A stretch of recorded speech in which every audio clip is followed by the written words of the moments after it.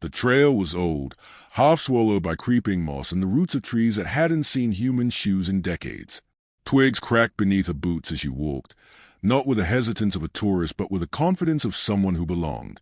She didn't carry a pack, just a military-cut jacket, scuffed boots, and a steel chain around her neck, partially hidden beneath her collar.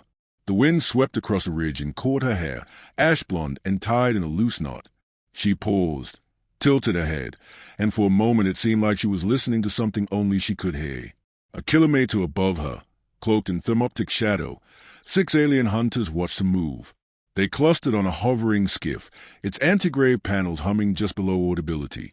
For were standard Zathari infantry, scaled, two-limbed, long-jawed predators bred for tactical abductions. The other two were commanders of a different species, slick-skinned, cerebral, fitted with ocular cybernets. They all focus on the woman below. Biometric match, 98.7%. One of the texts confirmed in a flat, alien dialect. Retinal signature lines. Subject is Elise Cade. Impossible, muttered another, tapping a clawed digit against the scanner. She was listed KIA over Earth orbit 3 cycles ago. Project Revenant files show detonation on re-entry. Human records are riddled with lies, the commander said, his voice like steel grating on sand. Look at her stance. Look at the stillness. The others nodded. They had tracked dozens of humans, refugees, soldiers, scouts. None of them moved like this one. Every step she took was calculated. She seemed to ignore her surroundings, but they all noticed how her eyes brushed past reflective surfaces. Her fingers brushed tree bark only on the left, where moss grew thicker. She was mapping. She was listening. Proceed with extraction, the commander ordered. The skiff lowered, silent as fog. 2 Zathari dropped first, their shimmer fields cloaking them to the naked eye. They landed behind her, not 20 meters apart. She didn't flinch. Then, just as they prepared their toxin darts, she stopped walking. The first Zathari froze mid-step. The second raised his weapon. She turned. No expression. Just eyes, gray and sharp, not shocked, not afraid. Assessing. The dart fired. A whisper of compressed gas. It struck her neck cleanly. She didn't fall immediately. She raised one hand, touched the dart shaft, then looked at her fingers as though testing memory. The toxin should have paralyzed her in 2 seconds flat. She remained standing for 6. Then she crumpled, slow and heavy as a felled tree. Back aboard the skiff, the body lay still in containment. Scanners swept over her in pulsing waves, deep tissue probes, genetic cross-checks, nano-level analysis. The results were inconclusive. Her vitals were human. Her structure, ordinary. Too ordinary. No trace of augmentations. No combat implants. Just faded scarring along the ribs and forearms. Standard Earth military signs. The command team pace around her. She's either hiding the tech, or this is a copy. A skin shell. The lead hunter didn't look convinced. He stared at her dog tags, clutched tightly in her hand even after sedation. Metal, human style, embossed with Earth's old defense command sigil. The name was there.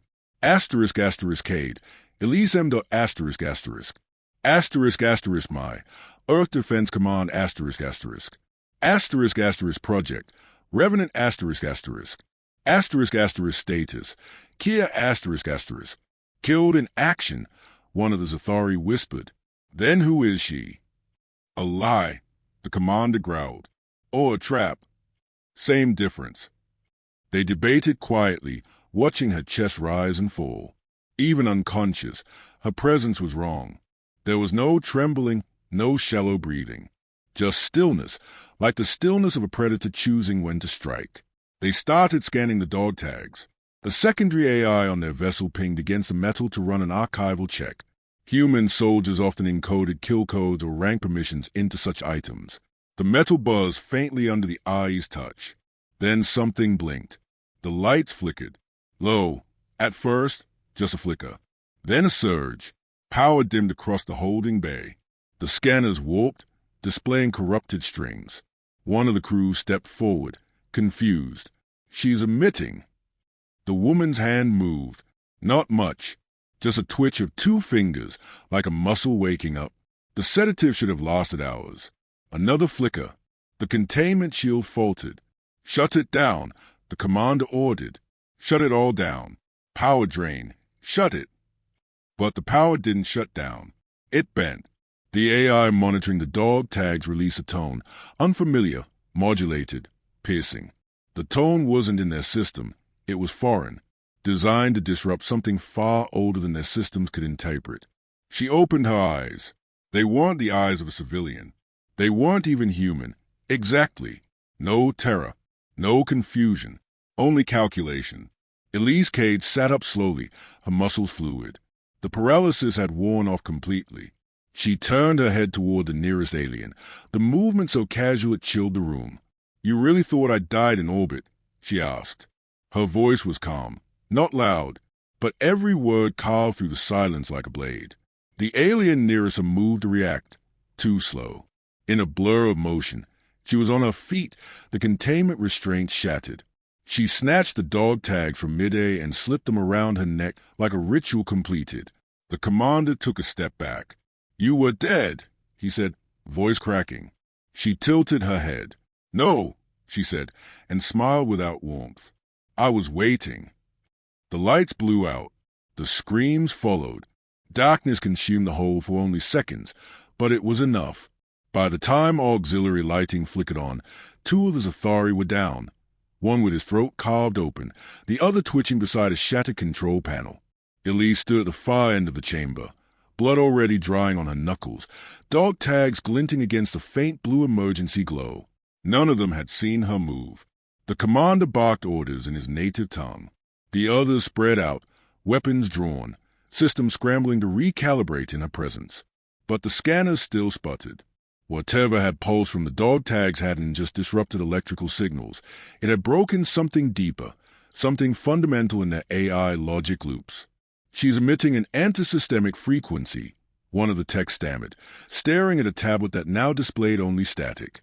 "It's rewriting our subroutines as it propagates." "Contain her," the commander snapped. "We still don't know how she's functioning. Trank her. Gas her. Cut the air if we must." Elise watched them work like an artist watches a canvas take shape, interested, even intrigued. But she wasn't worried. Not anymore. She stepped toward the nearest wall and palmed the sensor. The control panel flared red, then cracked open, its circuit sparking. Her hand moved with muscle memory, bypassing their security protocols as if she had designed them. The truth wasn't far off. "Your systems are Zathari Composite MK.3, she said aloud. "Nice upgrades. Still riddled with gaps and redundancy. You never fixed the AI layer's recursive mapping threshold." The alien nearest her took aim. She didn't flinch. He hesitated. She didn't. 2 steps, a twist, the snap of bone. His weapon clattered to the floor before his body did. The commander stepped back. "You're not Elise Cade." She turned to him. "I am. You just don't understand what that means." Behind her eyes, layers of memory unlocked. The toxin in the dot had triggered a failsafe, a final test sequence embedded by the Revenant program to ensure operational continuity in the event of capture. Her mind, augmented by hyper-threaded AI logic, had passed through 17 cognitive layers in seconds. She remembered the fall from orbit, the silence, the fire, then the dark, then rebirth. Project Revenant wasn't about survival, she said, now moving with careful intent toward the core systems chamber. It was about evolution. Our wars weren't won with brute strength. They were won with anticipation, with patience. One of the aliens tried to flank her. She ducked under his strike and drove her elbow into his chest so hard his armor cracked. He collapsed with a wheeze, and she stepped over him without a glance. Inside the core chamber, she paused. The walls were lined with streaming holograms, maps, signals, faces, human faces, dozens, hundreds, scanned, tagged, traded. She inhaled slowly, then exhaled. "I let you take me," she said, not to them but to the system itself. "I needed to know where you were broadcasting, and who you were selling to." The commander stepped into the room, plasma rifle aimed at her chest. His face was tight with confusion more than rage. "We were told you died," he said. "The Revenant project self-destructed. There was footage. There was a decoy, she corrected. They let you think it worked. So you'd relax. So you'd keep hunting. You're not human. She turned to face him fully, her expression unreadable. I was, she said. Then we met you. She didn't move when he fired. The bolt struck her in the shoulder. She staggered, not from pain but from physics. The wound sizzled, but the flesh knit itself back together almost immediately, nanits working beneath the surface. Her skin steamed. Her gaze didn't waver. You don't understand, she said. You were never the apex predator in this galaxy. You were just the first to be noticed. With one hand, she ripped a cable from the ceiling and jammed it into the main console. Sparks erupted. Data cascaded. On screen, signals began to rear out, encrypted, mirrored, and then broadcasted through a stealth satellite link she had piggybacked during capture. Somewhere across the void, her signal reached Earth, or what was left of it. The commander lunged. She caught him midair, spun, and drove him into the wall with bone-breaking force. His rifle skittered away. You hunt us like trophies, she said. Take our soldiers. Sell them. Experiment. You think we forget. He coughed, black blood staining his teeth. She leaned in, eyes narrowing. But some of us remember asterisk everything star. His eyes widened as he realized she wasn't here to escape. She was here to light a beacon. The data surge completed. Dozens of encrypted pulses scattered across space, pinging dormant human outposts, lost satellites, buried black site receivers. It wasn't a call for help. It was a signal to wake up. Across the chamber, screens lit up one by one. Human call signs, code names, long-forgotten mission headers. One in particular blinked slowly. Asterisk asterisk project, Revenant asterisk asterisk, asterisk asterisk status, reactivated asterisk asterisk. Elise stood over the commander, the light from the screens casting her face in blue fire. More are coming, she said. He tried to speak, but choked instead. She turned away. Outside the room, the sounds of more footsteps echoed. She didn't rush. Her mission wasn't over, but the trap had been sprung. The first move made. She walked back into the dark corridor, lit only by flickering warning lights and the broken breath of systems too foreign to comprehend her. Behind her, the commander's last thought before unconsciousness was not fear. It was a realization that they had awakened something ancient, something human, and now it was remembering how to fight. The corridor was narrow and pulsing with alarm strobes. Red washed over Elise in flickers, casting her in silhouettes like a stuttering ghost. Blood still stained her knuckles, but her breath was even, her gait controlled. The ship had shifted from confusion to panic. Sirens howled in overlapping tones, security protocols fighting themselves in cascading feedback loops. Her signal had done more than alert. It had disrupted their hierarchy. Their hive logic was unraveling. Boot steps echoed ahead. Zathari's soldiers scrambled into defensive formations, hissing in a tongue designed more for intimidation than communication. Elise slowed, shoulders loose, eyes sharp. She could hear their claws scraping against the metal, smell the heat of overcharged plasma cells. They opened fire. She moved. To a human eye, it might have seemed like she vanished. But she didn't vanish. She simply moved faster than they could interpret. Bullets and plasma bolts lanced through the space she'd been in a fraction of a second earlier. Her body flowed like water between the lines of fire, closing the distance. The first soldier screamed as she struck, his weapon torn from his hands and crushed beneath her boot. The second tried to run. She threw the first one into him like a battering ram, snapping bone and sending both to the floor. Elise spun, ducked a strike, caught another at the wrist, and drove her elbow into a soft gap beneath the armor plating. She didn't need to see to know where to hit. She remembered Zathari biology like a surgeon remembers nerves. Their mistakes were encoded in her now. She paused only when all three lay still, then kept walking. The ship's core wasn't far, and she could feel the heat from its systems bleeding into the walls. They were rerouting power, trying to isolate her into a kill chamber. It was an intelligent response, calculated, multi-layered. But it wasn't enough. Elise reached the sealed bulkhead. Her fingers slid across the access panel. She didn't hack it. She didn't need to. The signal her dog tags emitted had already embedded itself in the system's firmware. The door opened without protest. Beyond it, the core room stretched like a cathedral, vaulted, humming, ringed with crystalline conduits and vertical power columns. The central node pulsed with raw energy, a beating heart of alien design. 3 command elites stood in a triangle before it, their weapons drawn, their postures still. "You don't belong here," one said. His voice echoed from a translation modulator embedded in his chest. "I never did," she replied. "You're not a soldier," another hissed. "You're a weapon. Your kind erased limits. You replaced instinct with algorithms." She stepped into the circle of light radiating from the core, unarmed, but in no way vulnerable. "I replaced hesitation with clarity. You taught us to adapt." "We did." The leader gestured, and the 2 flanked her in coordinated movements. It was a pincer formation, a trap designed to force her toward the core's protective column where turrets were mounted. Predictable, ancient. She jumped, her body twisted midair, kicking off the left wall and using one flanker as a springboard. The other fired, but she was already inside his reach, flipping him with a twist of his arm that shattered bone and left him writhing. She landed crouched, swept the legs of the last attacker, and drove a blade, his own, taken mid-movement, into the gap beneath his chin. The leader opened fire. She rolled, caught the edge of a pillar, and sprang forward. The shots missed. He adjusted. She disappeared behind a cascade of steam from a ruptured coolant line. "Come out," he barked. Her voice answered from behind him. "I never left." He turned to slowly. She was already in motion. This time, there was no hesitation. She struck hard, driving him into the floor, disarming him in a blur of motion. He gurgled once and went still. Elise rose, eyes on the core. It was beautiful.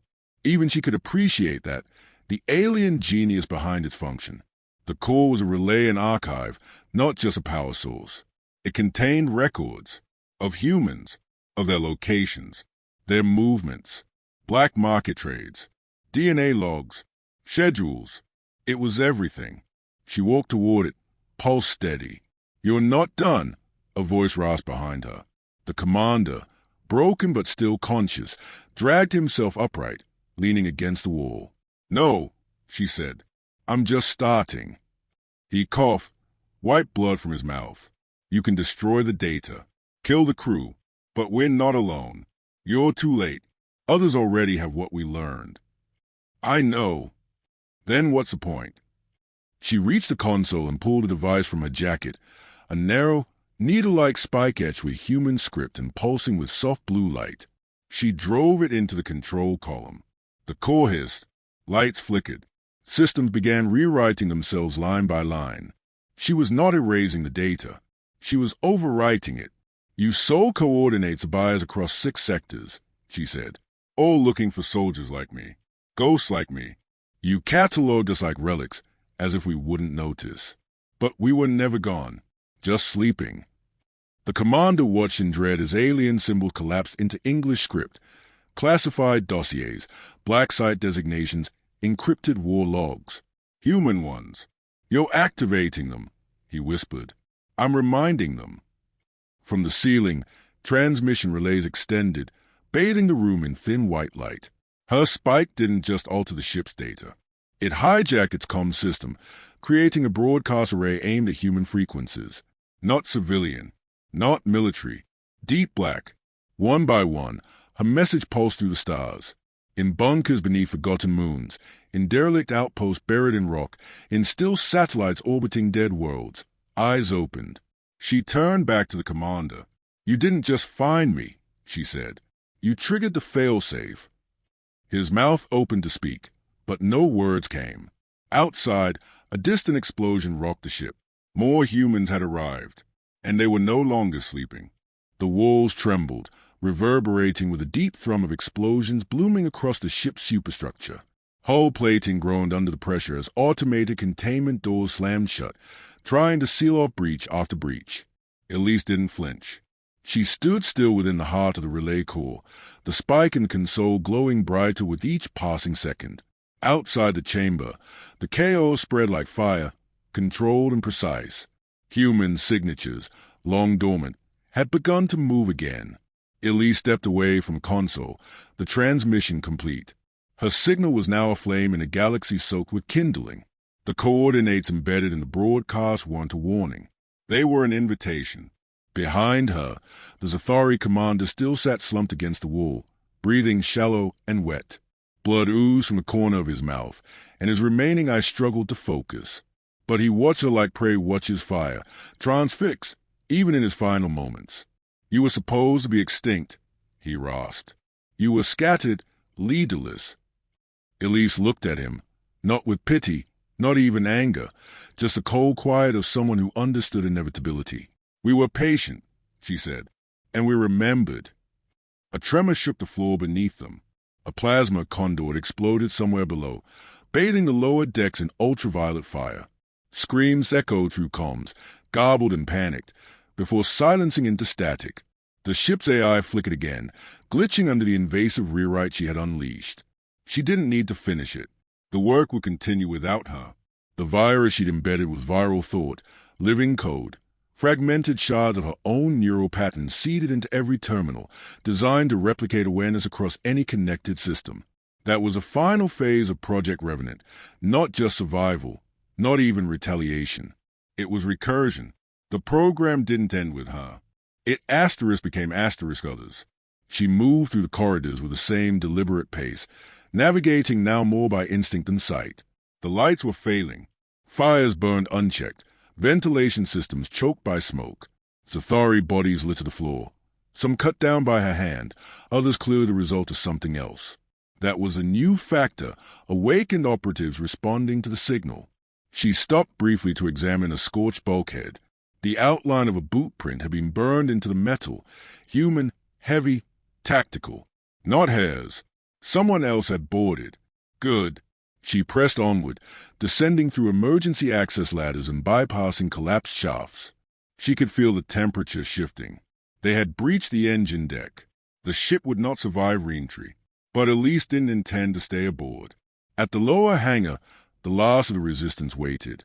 3 Zathari, 1 armored, the others blooded and frightened. They aimed their rifles as she stepped from the shadows, but their hands trembled. She could smell their uncertainty, feel it ripple in the air like electricity. She didn't draw a weapon. "I'm leaving," she said flatly. "You won't stop me." They fired anyway.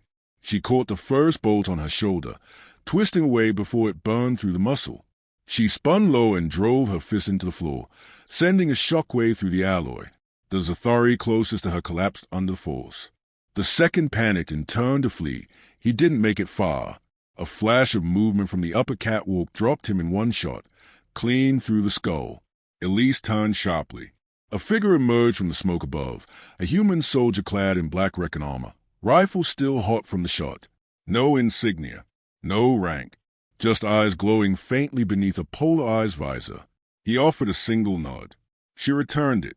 The last Zathari dropped his rifle and fell to his knees, muttering something in his native tongue, an invocation, or perhaps a surrender. Elise passed him without acknowledgement. The soldier from above joined her at the shuttle bay. The craft was small, angular, built for stealth. One of theirs, not alien. It had likely been hidden aboard the human raiding vessel now tearing through the upper decks. As they boarded, another explosion shook the hangar, this time collapsing part of the ceiling. The shuttle sealed. Inside, more figures sat waiting, silent, armored, faceless. Some had weapons. Others were already interfacing with the ship's controls. No introductions. No need. The soldier beside her finally spoke. His voice was low, human, but modulated by tech. "You started it." She nodded once. They pulled the wrong thread. "Good." The shuttle detached. Behind them, the alien vessel fractured. Through the viewport, Elise watched its spine crack, escape pods spilling like fireflies into the void. Most wouldn't make it far. The signal she had sent had awakened more than people. It had awakened purpose. As the stars bent around them in the blur of faster-than-light acceleration, one of the other operatives removed his helmet. His face was old, scarred, but his eyes held a familiar fire. He looked at Elise. "You really Elise Cade?" She touched the dog tags around her neck. "I was." He didn't smile, but his shoulders eased. Doesn't matter. You brought us back. Elise leaned back in her seat, the dog tags now warm against her skin. Not with heat, but with resonance. A frequency. A call answered. The kind you didn't silence. Outside, the stars stretched. War was coming. But this time, humanity wasn't hunted. It was hunting.